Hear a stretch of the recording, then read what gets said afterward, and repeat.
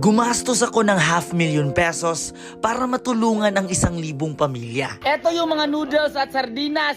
Dito naman ang ating mga gulay. Ito naman ang 1,000 sakong bigas na may laman na 5 kilos. Dito naman nagpapile ng mga finished product. Yan. Sobrang dami pa dito. Wala pa kami sa kalahati. Yo, what's up? Good morning. May papakita ko sa inyong sorpresa. Ito ang aking pinagawa.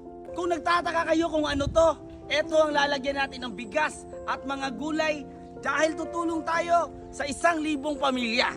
Maniwala kayo sa hindi, ginawa ko lang ang pyramid na ito para maging kakaiba yung intro. Kung nagtataka kayo bakit kailangan ko pang gumawa ng ganito, ito ay para sa ating matinding intro sa Beatmaster page. Intro pa lang yan, guys.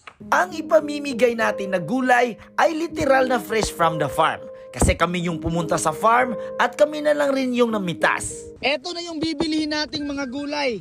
Dito sa Dalagit kahit sa daan, may makikita kang repolyo. Masarap pala ang repolyo at kape. Sa totoo lang, hindi madali ang content na ito. Maliban sa gumastos ako ng 500,000 pesos, ang pag-distribute, ang pag-organize, lahat-lahat, grabe ang hirap.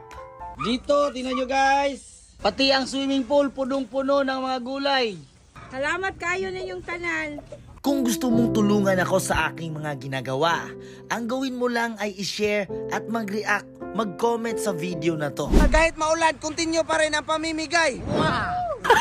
Natapos na namin ibigay ang lahat at nandito na kami. Pagkatapos ng successful na pamimigay, syempre nag-celebrate kami. Kasi sobrang daming natutulungan natin ngayon at mas dadami pa ito sa paglipas ng mga panahon. Maraming salamat sa inyong mga suporta.